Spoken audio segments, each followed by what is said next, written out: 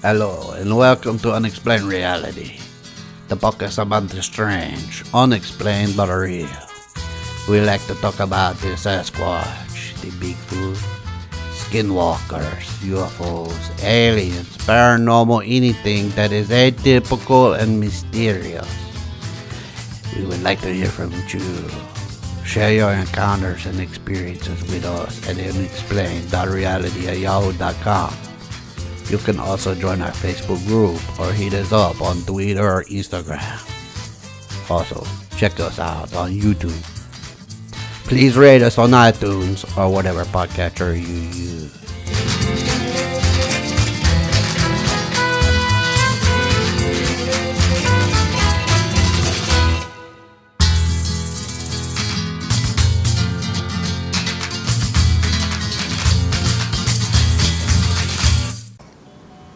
Good evening, everybody, and welcome to Unexplained Reality with Brian Quinn and Harrison Quinn. Oh. Stop all that yelling noise. We're trying to record here. Alright, sorry, I had to get that out. It's been a while, buddy. We're getting very slack with these, but there's lots of incredible stuff going on in our lives. Yep. You're so excited about it. Yep. Yep. So, how's school? School. School, yeah, I know. Another feeling. Been there, did that for many years. So, hopefully everybody had a good week, or it's probably been like a week and a half since we actually released the last episode, so that's my fault. As usual, contact us. We'd like to hear from you. Unexplained.reality@yahoo.com. If you have an encounter, experience, anything, doesn't matter what it is, we're open to it. Don't be shy, don't be afraid, We're not going to ridicule you or, anything like that. I mean, there's lots of mysteries in this world, lots of things that people don't understand, and we don't claim to be experts, and we understand that there's strange things in this world that we don't understand. So, hey, if you have a experience or encounter, shoot us an email, unexplained.reality@yahoo.com, and we'll get you on Skype or talk to you on the phone, however you want to do it. Talk to you in email, and go from there. Even if you don't want to be on the show, if you just want to talk and share your encounter, I mean, we don't have to put it on an episode. I mean, if you just need somebody to say, hey, I had this weird thing happen to me, and you guys sound like you might actually listen to me, drop us a message. We'll definitely get online with you and talk to you, or get on the phone, whatever. You can hit us on Instagram, Twitter, join the Facebook group, which is a closed group, so you have to send the invitation, but we'll approve you. And we're on YouTube and all that stuff. So, yeah. If you're listening to us on a podcatcher or whatever it may be, if you like our show, then leave us a comment, review, whatever. It does nothing but help the show. So, you got anything, buddy? Nope. You've been like a stranger on here. Yep. That's your word of the night. Yep. Yep. Very right. Mm-hmm. Mm-hmm. I like that word. That's a good word. Mm-hmm. Mm-hmm. All right. Well, you got any news? I got quite a few articles. I'll let you go ahead. All right. The first couple are actually going to come from cryptozoologynews.com. This first one is titled Retired Veteran Sees Bigfoot in Texas. I haven't read this, so I just saw it and said, yeah, we need to talk about that. This is Burleson County, Texas. A retired veteran in South Central Texas says he saw an unidentified bipedal creature. I know what it is. I know its identity. It's Bigfoot. The man, whose name wasn't released by the BFRO, said he was driving on Highway 60 toward Burleson County on the night of September 2nd. So that was just, less than a month ago, or just over a month ago, when he noticed the large dark object on the side of the road just about 300 yards after crossing the Brazos River. Now that's an interesting thing. The Brazos River, there's I've heard over the years lots of activity around that river, which the Bigfoot's like, it's Texas, and that's, it's just looking for water. So that's a pretty, I think that runs like through the Dallas-Fort Worth area, doesn't it?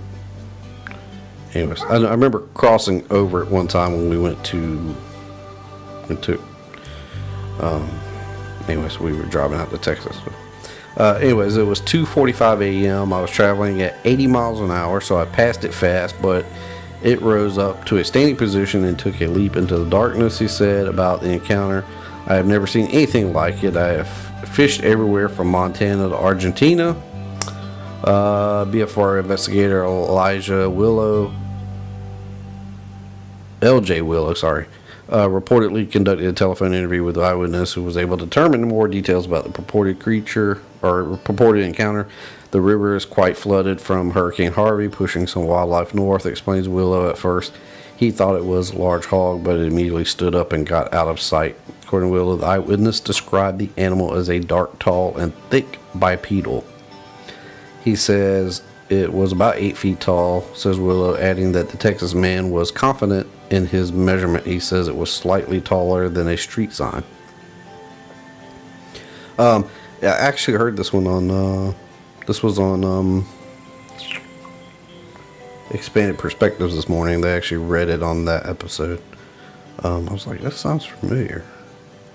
So anyways, that's pretty interesting. Like I said, the Brazos River, it's kind of over on the east side of Texas, in the Dallas area. And as everybody knows that has any knowledge of Bigfoot activity and, follows or studies that kind of stuff, knows that East Texas is crazy busy with the big feet and their brethren.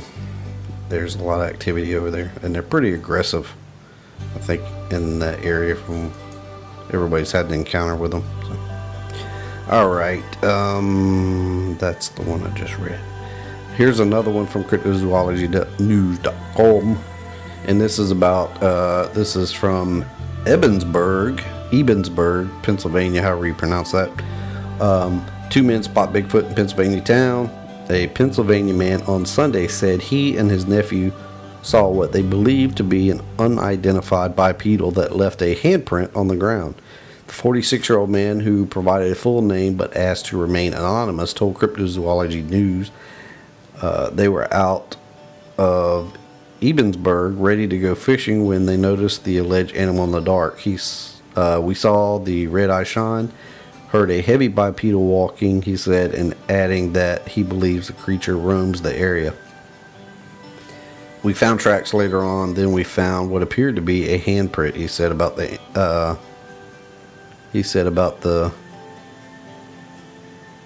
August 4th incident. The eyewitness, who works as part of sales manager at an auto parts retail, says he took a photograph of it. And I don't know. It's pretty interesting. It says the handprint and fingers can be seen. I put a quart iced tea bottle in for scale. The iced tea bottle measures 9 and a quarter inches. My shoe is a 9-inch shoe. Okay, there's a picture of the shoe. I was like, why is he telling us his shoe size? That's a pretty big hand. That is. Anyway, sorry, I'm looking at the pictures of it. It's pretty big. The Pennsylvania resident says this is not the first time he encountered the creature. 2 years earlier, he and his nephew were getting ready to go hunting near the area where 3 tree logs were reportedly thrown at them from the top of a nearby hill. Well, that's a pretty good indication time to leave. It says, then last year we heard the deep guttural growl. I've seen the creature on a few occasions. Yeah, tree throwing logs at me and giving me a low guttural growl. That's a pretty good way of getting rid of me. I love it. It's nice. The beautiful woods. Nice and quiet. Give a growl. Too bad we can't stay. Yeah. Kind of like the Eddie Murphy routine, right? Yeah. All right. This last one from cryptozoologynews.com is California wildlife officer encounters humanoids. This is San Bernardino, California. A game warden east of Los Angeles claims he saw a group of humanoids. The anonymous wildlife officer says he was working in the San Bernardino Mountains area at approximately 2 a.m. when he noticed a strange light near Camp Angeles. I thought it was a spotlighter, so I pulled over, rolled down the window, and attached my spotting scope. He said last Sunday about the June 1st, 1976 alleged sighting. That's a little bit ago. I was 4 years old. As I looked at it, a 20 power spotting scope, it went over the canyon and I immediately knew it was something else. Suddenly, he adds, a larger craft showed up. This craft was reportedly of a copper color shaped like a football and with a line at the back. The officer said that there were several ships attached to the line than the original ship he had previously watched attach itself to it. That's when the lights on the larger one came on, but according to the man, the crafts were not the only oddity present at the scene. There were a bunch of humanoid creatures inside the craft, he claims. They were looking out the window. There were windows in the middle of the craft, center and rear. They appeared very human-like. I could see them with the scope. The humanoids did not wear uniforms or clothing, he told MUFON, which is the Mutual UFO Network, I believe is what referred, that stands for. I'm not sure as to what they were wearing. They were naked. Nothing worse than naked aliens. Perverted little creatures. They could at least put some clothes on, you know? If they can come through your bedroom walls, they can just go through the ceiling at Walmart and find them a t-shirt. For real. For real. Why do I keep hearing like a dog barking? There's a dog outside of our You got the window neighborhood. open. Okay. Oh, yeah. Okay, that's fine. I was just wondering. I was like, No, you keep going and I'll mute my mic and I'll go close my window. okay. I was thinking like both our dogs are laying here and they don't sound like that. The craft then began moving down the canyon slowly. It then reportedly sped up when it reached Mill Creek and turned right and left at a very high speed. The game warden says he grabbed his radio to report it, but that he had second thoughts. I didn't need the heat, I thought. He said he told his wife and his friends about the sighting and that they encouraged him to report it over the weekend. And that would be 40 years later. Okay, these next, I think it's 2 articles here, and these come from phantomsandmonsters.com.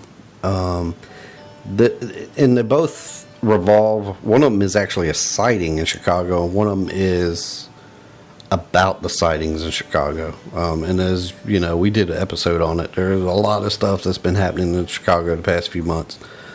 Crazy, you know, kind of Mothman kind of sightings. So anyways, this one's dated today, actually October 4th. And it says a local witch believes her blood moon ritual may have summoned Chicago Phantom. This actually comes from the Chicago Phantom Task Force.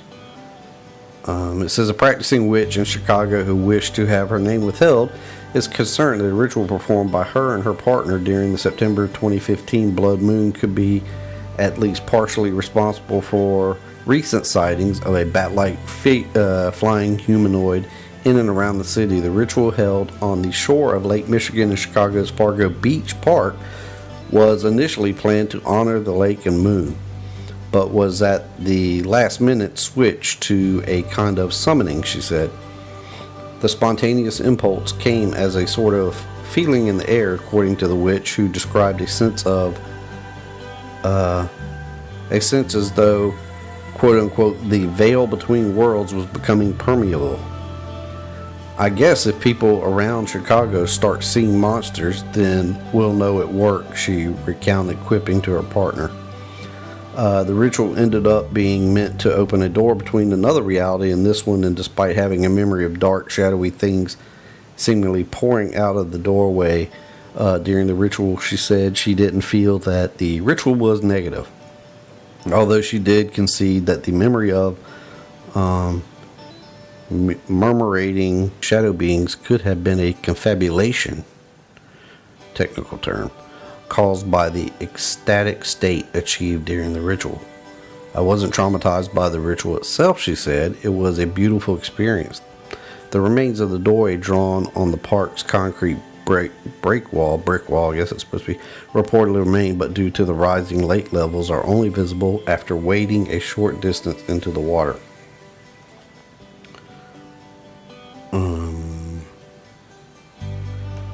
The witch stated that her reason for coming forward was out of concern for the well-being of both the witnesses and any entities involved. My concerns are with the people being traumatized and the well-being of the entity, she said. A lot of people are being traumatized, and the idea that I might somehow be responsible hit me really hard. The relationship a city has with its monster is important. She recommended that anyone concerned about flying humanoid sightings in their vicinity leave a token or offering to the entity to establish a relationship, and that showing empathy is important. I think that they're here to help us and that they need help. So, I don't know if you believe in that kind of stuff. I'm not sure. I mean, something's going on in Chicago, but to me, this just says that that's why we shouldn't mess around with stuff like that. I don't know. But I mean, yeah, I don't know. Spooky, weird stuff. I know around 10 o'clock at night, or anytime after dark in Chicago, I wouldn't want to be walking around the streets up there. Probably not any time, because it's a pretty rough city, I think, after dark. Yeah. But now you got a flying humanoid. For real. So that just ups the ante. And the next one here is also from Chicago, and it's also from phantomsandmonsters.com. And this is titled Red-Eyed Winged Goblin Confronts Family in Chicago's Little Village. So apparently another sighting. This is 8:45 p.m. on September 24th, 2017, 2600 block of South Drake Avenue. There was 3 witnesses, a mother and 2 children. They were adult children, should add. We were walking home from Sunday evening mass and were walking our usual route up Drake Avenue toward our house. As we walked, we noticed that we looked what looked like a very tall man dressed in black standing out in the middle of the road underneath a streetlight. We didn't pay it much attention, as we assumed that it was just a regular person in the road and wearing black clothing. The man then stretched his arms up above his head, and suddenly a pair of very large wings spread out from behind him, which must have been over 10 feet wide and were solid black. Even though this man was standing under a streetlight, there was not a lot of detail to the man.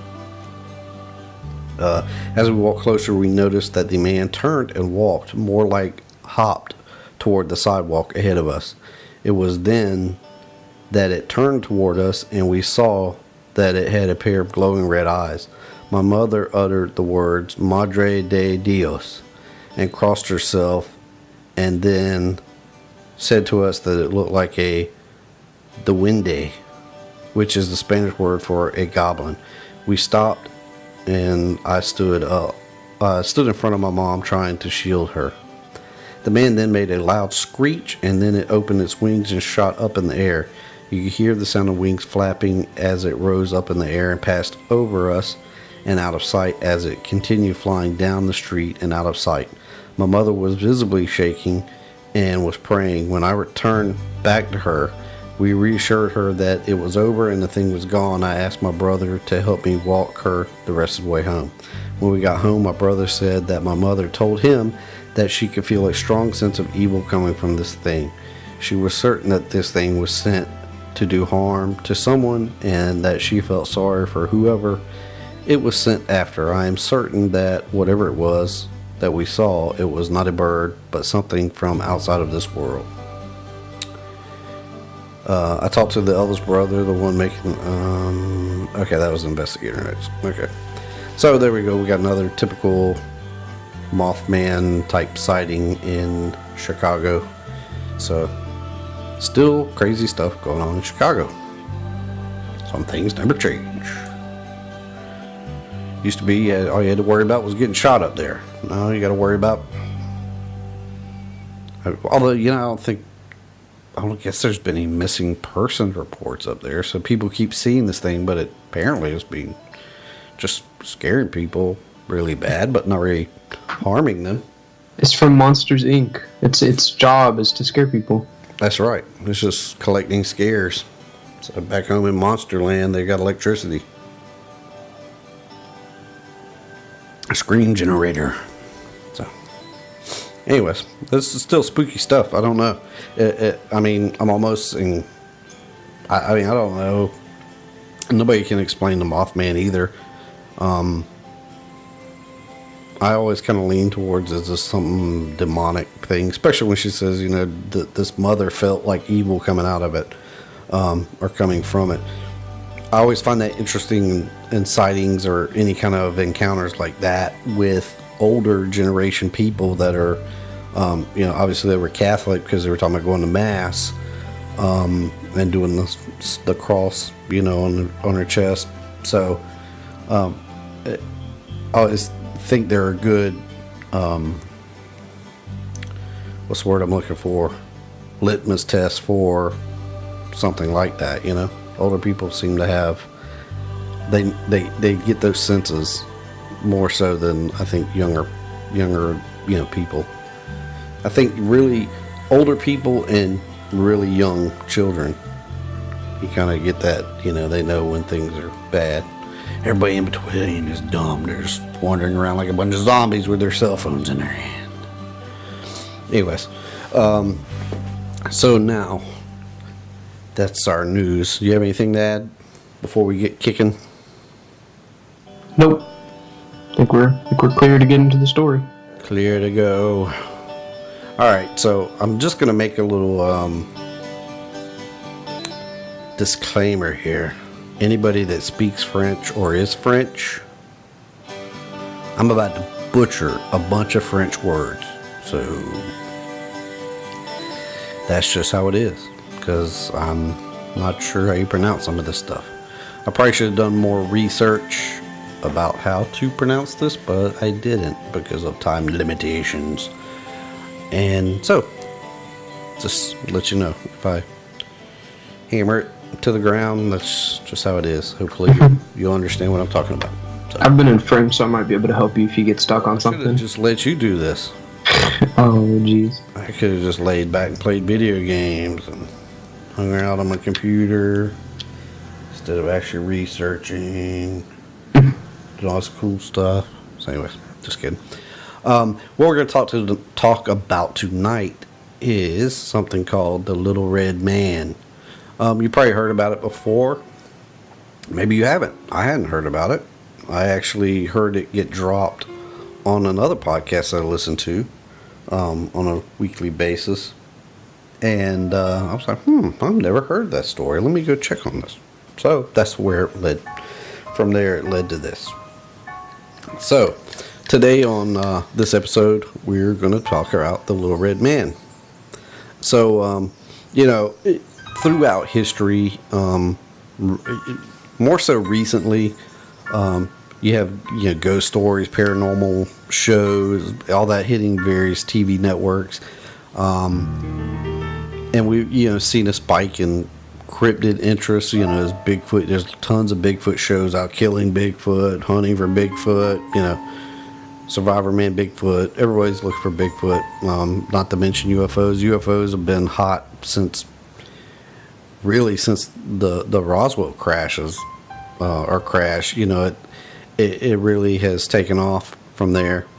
So anything in the strange, or fascinating stories, there's a lot of interest, in that type of stuff, which is exactly why we do this podcast. Strange sightings of strange unknown creatures, ghostly sightings, encounters with UFOs, they've been documented, throughout history. One of these stories that has been told through, history, or at least a segment of history, is the Little Red Man of, here I go, I'm going to butcher this word. It's Tuileries. Not sure if that's how you pronounce it. But anyways, anybody French probably knows what I'm butchering. So, or is familiar with French history. The story begins really during the life of Catherine de Medici, also known as Queen Catherine. She was the daughter of Lorenzo II de Medici, or Lorenzo de Medici, and Madeline. I don't even know how to pronounce that name, but that was his wife. And she was an Italian noblewoman who was the Queen of France from 1547 to 1559. And you might be wondering, as I did, is how did she become the Queen of France if she's an Italian noblewoman? Well, she was the wife of King Henry II. That's how she became Queen of France. She had 3 sons, all of which would reign as kings of France during her life. And the beginning of the story, how this starts out, there are actually 2 separate accounts in history of how this story begins, so no one can be sure exactly what the correct version is. So, the first version starts out when Queen Catherine commissioned the construction of Tuileries Palace in 1564 after the death of her husband, King Henry II. The story goes that she became impatient with the construction time, and she went ahead and moved into the palace before the palace had been completed. And before it even got completed, she moved in, but even after she moved in, before it was completed, she abandoned it. And she claimed to have repeated run-ins or encounters with a being that she described as La Petite Homme Rouge. Homme Rouge, I'm not sure if that's how you pronounce it, but it translates into the Little Red Man, who told her that she would die near Saint Germain. That freaked her out, so I would too. I'd skedaddle, but her moving out was very unexpected since she had already she had already planned some splendid gatherings to celebrate the completion of the palace, which was outside of Paris. She supposedly would encounter this Little Red Man in the evening hours in the upper stories of the palace. Since the palace was in the parish of Saint Germain, she abandoned the palace she was looking so forward to living in. She refused to visit that area. I guess it's like a county area, Saint Germain en Laye, I guess is how you pronounce it, or the abbey that was there, the church. She never went back to there. She said, nah. These encounters freaked her out so bad that she very carefully made sure to avoid the area for the remainder of her life. However, she became very sick in the Hotel de Saison, which she had constructed close to the parish of Saint Eustache. She was basically on death's door, and a Benedictine monk came in to perform her last sacraments, which we refer to as last rites or whatever. And Catherine asked the Benedictine monk. She asked him what his name was, and he told her his name was Laurent de Saint Germain. So, she tried to get away from it, and guess what? She still died, and the guy that read her last rites, or was about to read her last rites, was last name Saint Germain. So that's, one version of how this got started. And, this little red man is described as like a gnome, small man. I think he was, in one article, he was referred to as about 3 feet tall. And he was wearing some kind of red, traditional outfit of that time with red tights, which I think, red tights. So, the second version of this story, how this all began, was it also takes place with Catherine, and after it happened after the death of her husband, King Henry II, which I think is when she commissioned that palace. Anyways, Catherine was the regent for her son, who was Francis II, since he was underage. And so basically, a regent is the person who actually handles the state, because the monarch is underage, absent, or not able to perform his or her duties. So basically, she's his guardian. And so Catherine acted as a regent for Francis II and for her son Charles IX. She also had a lot of influence during her son Henry III's reign. There was a lot going on in France during that time period between, civil unrest and religious conflicts. So Catherine fast gained a reputation as being a very powerful woman, but very, very ruthless also. And as has been the case for humanity for thousands of years, people in power need help in flexing their muscles, and in some cases just taking their opponents out of the picture completely, just doing them in. So, Catherine found her helper in these endeavors in a butcher by the name of, I'm going to kill this one here, Jean l'Écorcheur. Yeah, that's probably not even close. Or John the Skinner. Nice name for a butcher, John the Skinner. It turns out that, I guess it's actually Jean, whatever his name is. I don't know how to pronounce it. It turns out that Jean would eventually come to know too much about Catherine and the evils that she was behind, and she had him taken out. So, yeah, just taking people out left and right. So all of the places she had him, of all the places would have him killed, she had him killed at the Garden of the Tuileries, which is the palace that she was building, or having constructed. Well, the story goes that after he was killed, his body vanished. So he was killed in his garden, and then his body disappeared. And about that same time, Catherine had an astrologer who had a vision of a red man who stated to him in that vision that he would haunt the Tuileries until the destruction of it. And the Tuileries, also known as the Tuileries Palace, was the official residence in Paris for the French monarchy. It served in that capacity from Henry IV, who reigned from 1553 to 1610, to Napoleon III, which which lasted from 1808 to 1873. So just over 300 years, and it was just part of life at the Tuileries. Is you never knew when you were going to run into the Little Red Man or Le Petit Homme Rouge or whatever, however you pronounce it. So kind of like claims with Mothman. How people say the Mothman makes appearances before natural disaster, like it did in West Virginia. Like people are speculating about Chicago right now.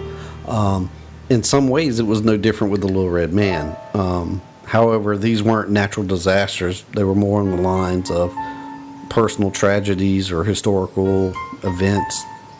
And it appears that it wasn't always a tragedy. Sometimes it was, this little guy would show up and he would give the person advice, and if they didn't listen to him, it could potentially turn into a tragedy. So take, for instance, the evening of May 14th, 1610, which was the date Henry IV was assassinated.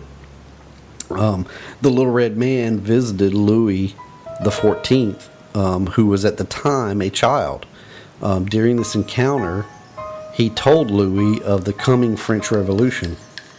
I don't know how old Louis was back then, but I'm sure this little red dwarf in tights shows up and tells Louis, who's a little kid, how serious can you take it? But obviously somebody documented it. So, and as the time of the revolution drew near, the appearances became more and more frequent of this little guy, and not all of the appearances by the little red man were well documented. In many cases, they were probably not even mentioned by whoever had witnessed it.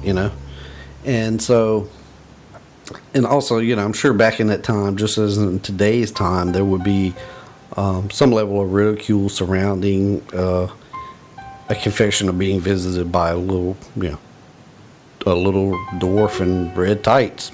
I mean, can you imagine that? Although, I think in that time, a man in tights, I don't believe was such a far-fetched thing, though. But anyways, so, are you hanging with me, buddy? Are you absorbing all this? He fell asleep. No, I'm here. Alright, so, anyways. I thought you'd have something to say about the tights. Are you going to pull your tights out and wear them to school tomorrow? Absolutely not. I don't think I own any tights. I used to, but I've grown out of them a little bit. I need to buy me some new ones. Oh. Okay. Or wear those to open house or something. Oh, jeez. Next time I have to go talk to your teacher or something. Honestly, it wouldn't surprise me if you did. Yeah, I know. But that's just how I roll. So anyways, somewhere, around the beginning of August 1793, Marie Antoinette's ladyfolk, I'm not even sure what that is, her ladyfolk. I don't know if it's her friends or related, I don't know. But they were sitting at Salas de Gardes. That sounds Spanish to me, but anyways. Just for a little background, Marie Antoinette was the last queen of France before things went really bad in the French Revolution. She became Queen of France on May 10th, 1774, when her husband became king as Louis XVI. She held that title until September 21st, 1792. The Salas des Gardes was apparently what I could find, I think the royal living quarters. Anyways, the little red man showed up. He scared the bejeebas out of these women. Apparently, just stared at them and looked around, and they freaked out, and they all got up and ran to Marie Antoinette's firstborn's room. From what I can gather from this encounter, her name was Marie Therese, and although, many French royals had supposedly had encounters with the Little Red Man, the one who had the most visitations, or what some have called a kind of quote-unquote working relationship, was Napoleon Bonaparte. The Little Red Man first appeared to Napoleon in 1798 in Egypt. There he told Napoleon that he would have 10 years to enjoy victories in Europe. He also told Napoleon that his fleet of ships had disregarded his direct orders, and that his army would fail in Egypt with their campaign or whatever their invasion they were trying to do. He also prophesied that once Napoleon returned to France, that he would find a unified Europe, which would also include England, Russia, and Turkey, and that they were unified against him and France. So basically his country would be surrounded.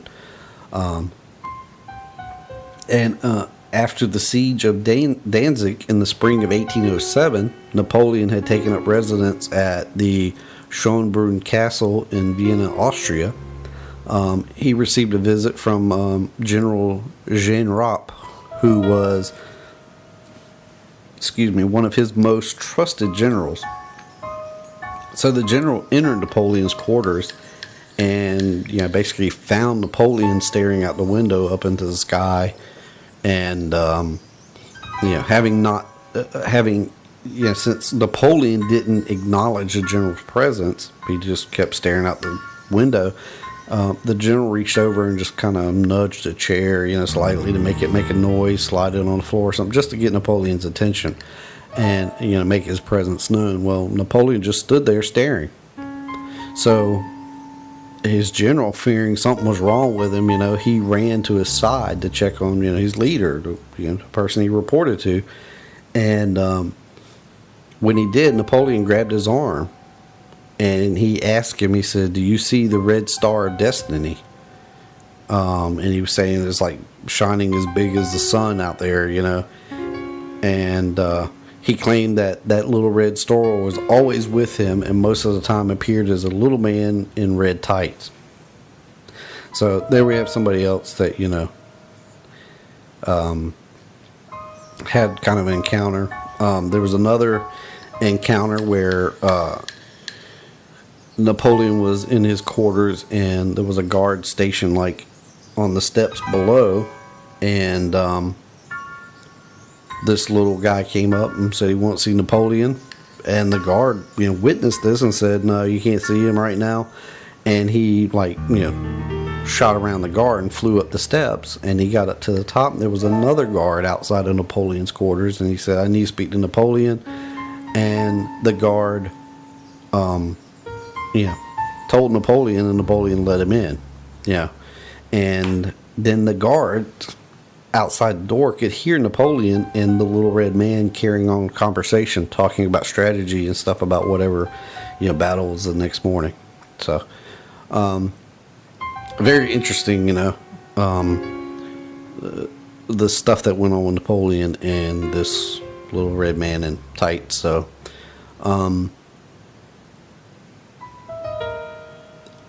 let's see, that happened over the Battle of Wagram, which took place on July 5th and 6th, 1809.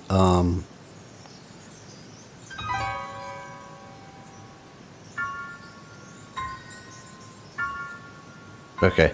In a sworn affidavit, Napoleon's counselor of state, I'm not going to pronounce that guy's name, he's just going to be butchered, reported that he heard the little red man of destiny warn Napoleon of the future after the Battle of Wagram, which took place on July 5th and 6th, 1809. The two-day struggle between the Fifth Coalition, Britain and Austria, against Napoleon's Imperial French, German, and Italian army took place about 6 miles outside of Vienna on the Marchfield Plain on the north bank of the Danube. The French army won the battle, but the little red man of destiny warned Napoleon not to conduct his planned Russian campaign and cautioned him that his victory days were soon to be over unless he tried to negotiate peace in Europe. So there we got another, that's the quoted thing there. There's another example where the little red man told him, said, "I know you're getting ready to plan to invade Russia, and there's bad news. You shouldn't mess with them." So what does Napoleon do? Probably should have listened to the guy, but he didn't. In June 1812, he already controlled most of Europe. Napoleon invaded Russia, and he tried to force Tsar Alexander I to submit to the terms of a treaty. And the funny thing is, Napoleon tried the exact same thing 4 years earlier. So Napoleon amassed an army of 500,000 men, and they proceeded to enter Russian soil. And this, at this time, this is the largest army ever seen on this earth, at that time. And they, went after the Russians, and these Russians were, basically, they just said, okay, the guy that was, they were under, was controlling the Russian army, he basically told them, let's retreat, and it's kind of a, I read this, I was like, wow, that's crazy. You wouldn't think the Russians would retreat, but it was actually very ingenious, because he retreated, And as they retreated, they basically just tore up the land. They devastated the land, and they harassed the French as they were leaving. And I mean, you got to think, you're on Russian soil. You're trying to attack the Russians. This is their home ground. Yeah. So they used it to their advantage. They retreated. They devastated the land. They attacked the French. They flanked them, and as they fell back and hit, little pop shots there, hitting the flanks of the French. And basically, they stretched the French out, the French army. They stretched them out, and through that whole summer. And so what happened was, by the fall started, the French army had basically dwindled by 2/3, and they hadn't even fought.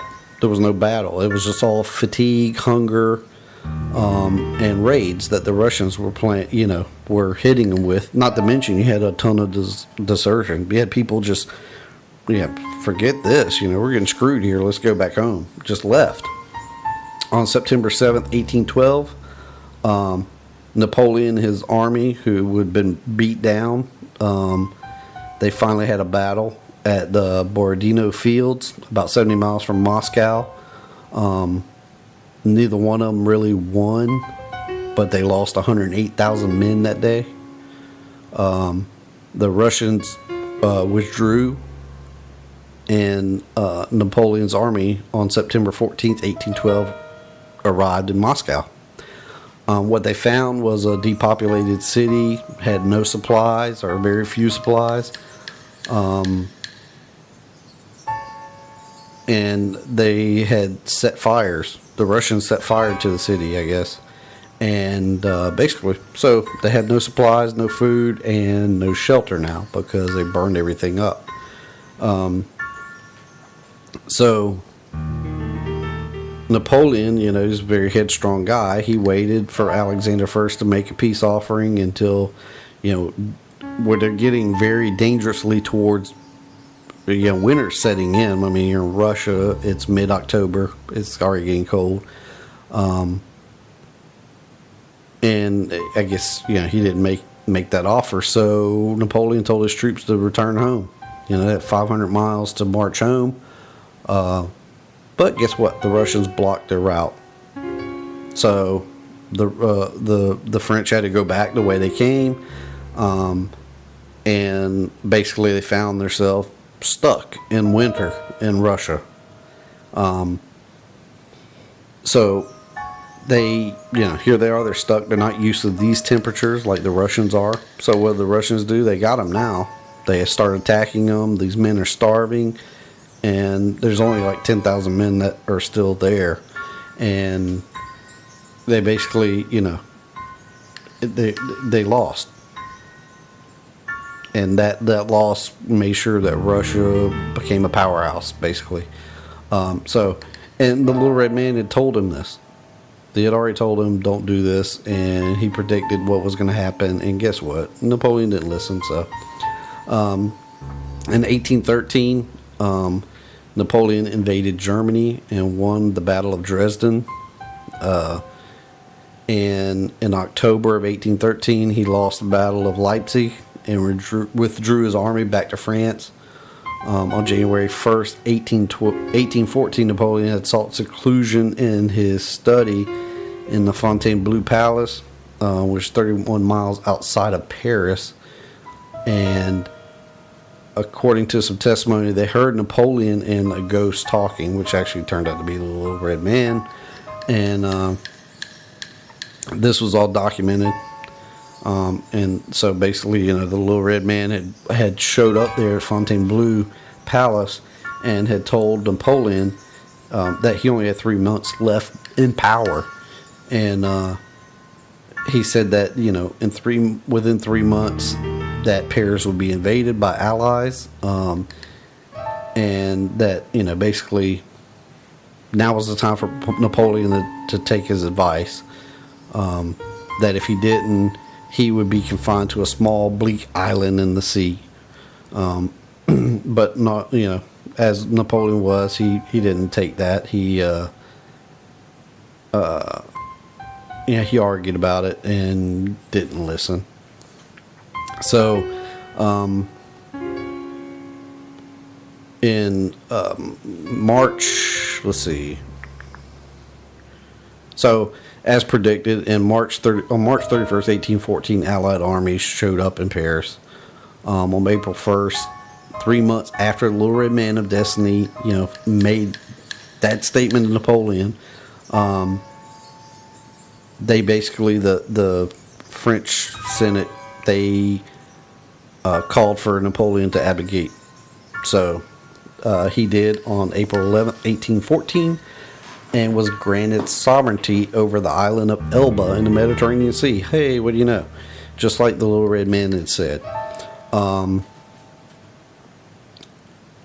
he left Fontainebleau after his famous farewell speech he made on April 20th, 1814.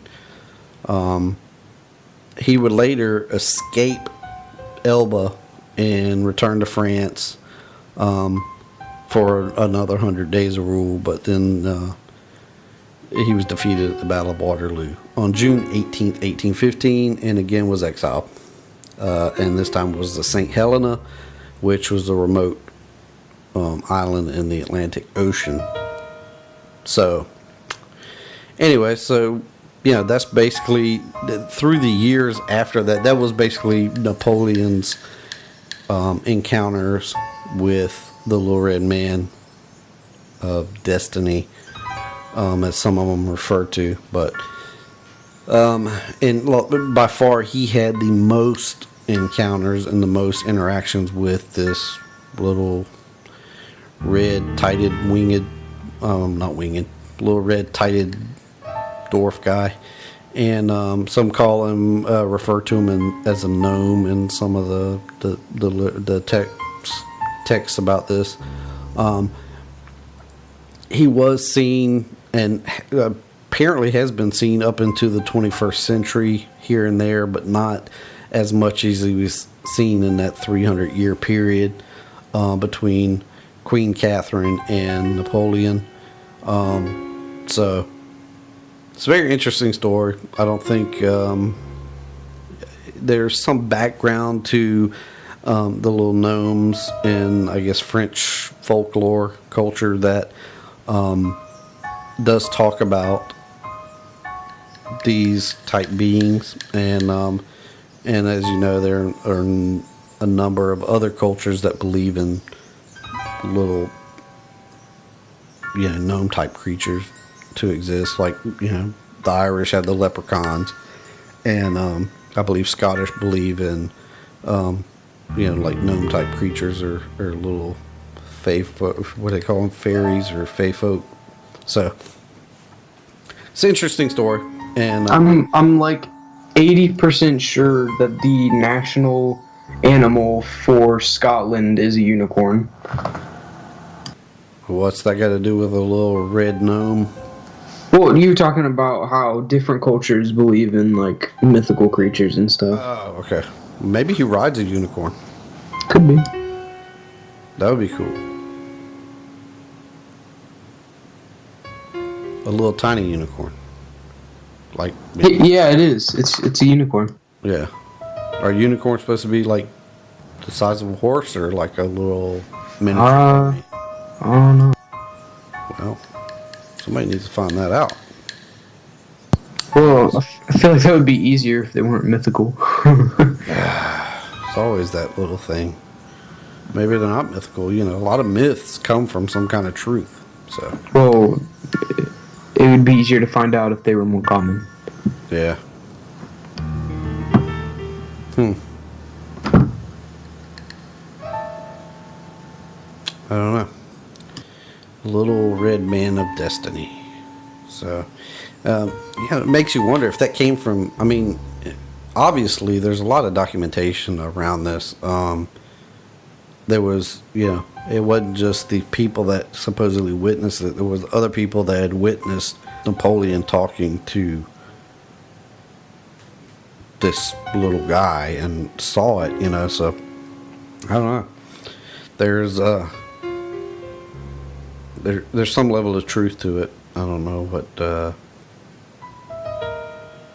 what he was talking to, but obviously there was conversations, and it wasn't just him. There was other people throughout.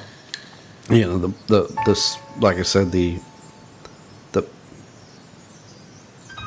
sweet spot of the encounters happened over that 300-year period, or roughly 300 years.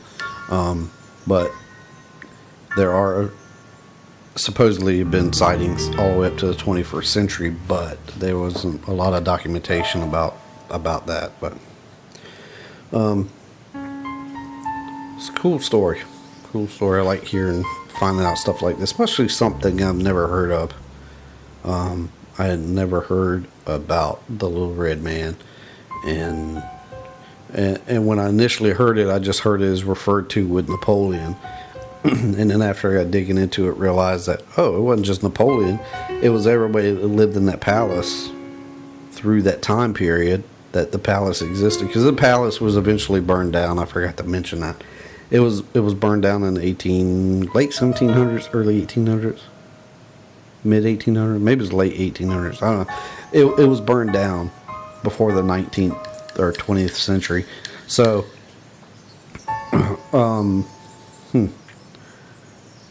but they're saying that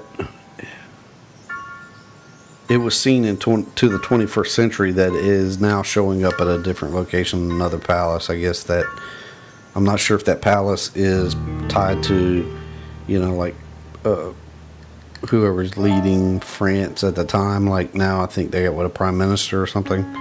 I don't think they have kings or queens or anything since probably the French Revolution. But people are, you know, still claiming to see it. So anyways, it'll be interesting to see if we can find any recent encounters, and maybe do a follow-up episode. That'd be cool. Yeah. So that's all I got, buddy. You got anything to add to it? Nope. Okay. Well, I think we can make this one a wrap. As usual, you can contact us, unexplained.reality@yahoo.com. We'd love to hear from you, even if you don't want to have your story presented on an episode or made into an episode. If you just like to talk, to get something off your chest, you know, so to speak, and talk to somebody that's not going to think you're crazy or wacko or anything like that, you know, give us a shout. We'd be glad to talk to you and listen to you, and we can set up a phone call or do it through email, however you want to do it. You can hit us on Twitter, Instagram.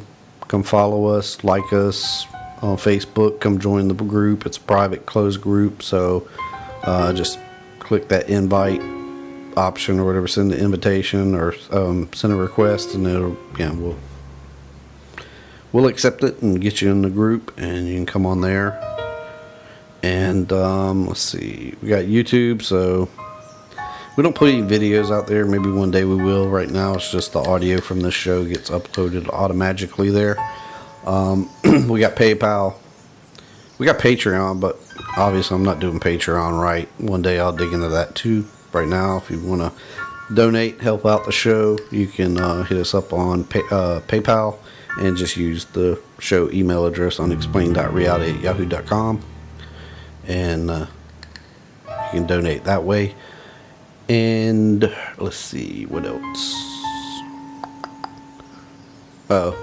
Like us, review us on your podcatcher if you like the show. If you don't, then whatever. It's totally up to you if you feel like it. We're not going to turn them down. We'd like to thank Ricky Young Music. Ricky Young Music, rather, RickyYoung.com. We use his music for the show, and he graciously allows us to do that. So some of his music you'll hear on the show. And we like to thank our favorite podcasts. Sasquatch Chronicles, Into the Fray Radio, OK Talk, Expanded Perspectives, Grayland Report, Sasquatch. Help me out. The Confessionals. The Confessionals, Mysterious Universe, Monsters Among Us, Secret Trans Podcast, which is a new one I've been listening to. They're great guys. And gals. Gal. Two guys and a gal. Yeah. And Somewhere in the Skies. Did we say Monsters Among Us? I think you said that one. Oh, and check out Cryptid Crate. CryptidCrate.com. It's Derek Hayes started the monthly subscription from... he does the Monsters Among Us podcast. And he started CryptidCrate.com to get your monthly cryptid box. Go out there and get a subscription and get cool stuff in the mail every month. And I believe that's a wrap for me. Yep. For you, buddy? Yep, good for me. All right. That's it. We'll see y'all next week. Hope everybody has a good week. Yep. Later, tomatoes. Bye. See y'all.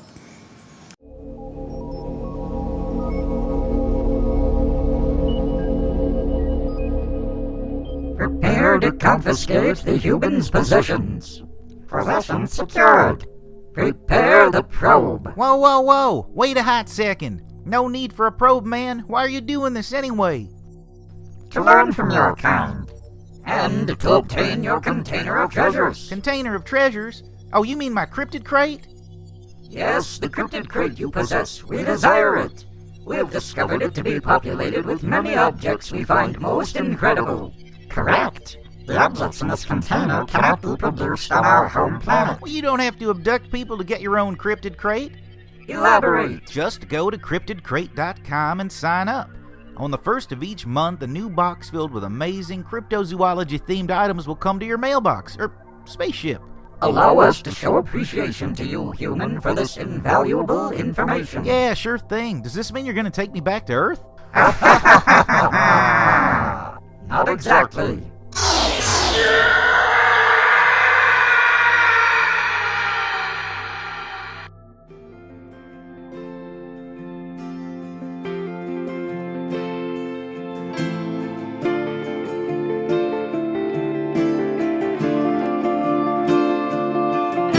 Mama wakes up to a high-pitched sound. Screams coming loud down through the hallway.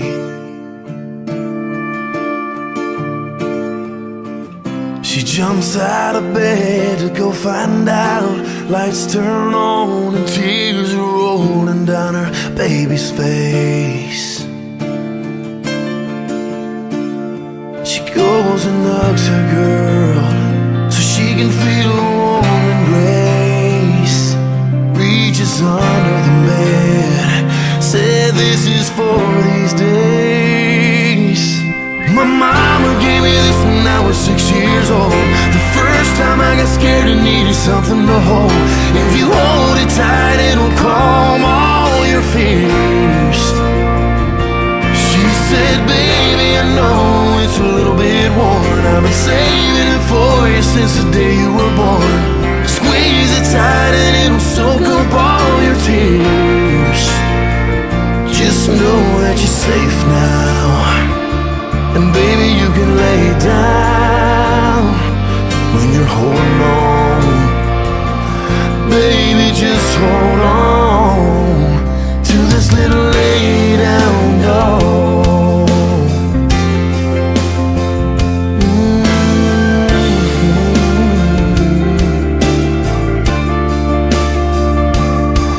The little girl's grown up and she's moved away. She's got a little girl of hers on the way.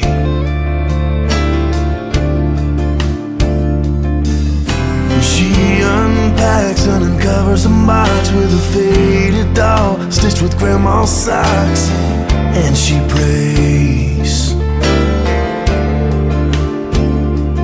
oh God, let me lead the way my mama knew.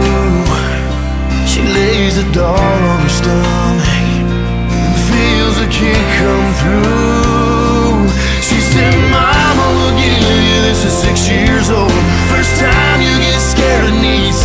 home. If you hold it tight, it'll calm all your fears. She'll say, baby, you know it's a little bit worn. I've been saving it for you since the day you were born. Squeeze it tight and it'll soak up all your tears. Just know that you're safe now, and baby, you can sleep now, as long as you're holding on. Baby, just hold on to this little lay down doll. And all the girls have grown up now, and grandma's fine tough now, and they came home to be by her side. Mom and daughters crying as they take out the doll and place it in her arms real tight. Oh, for the last time. They said you passed us down when we were 6 years old, when we were scared and needed something to hold. Now we want you to hold it, it'll calm all your fears. And they said, Grandma, we know it's a little roughed up, but it helped us get through when the nights got tough. And just like tonight's to soak in all your years, and just know that you're safe now. Grandma, you can go now, 'cause it was your love that made us all hold on to this little lay down doll.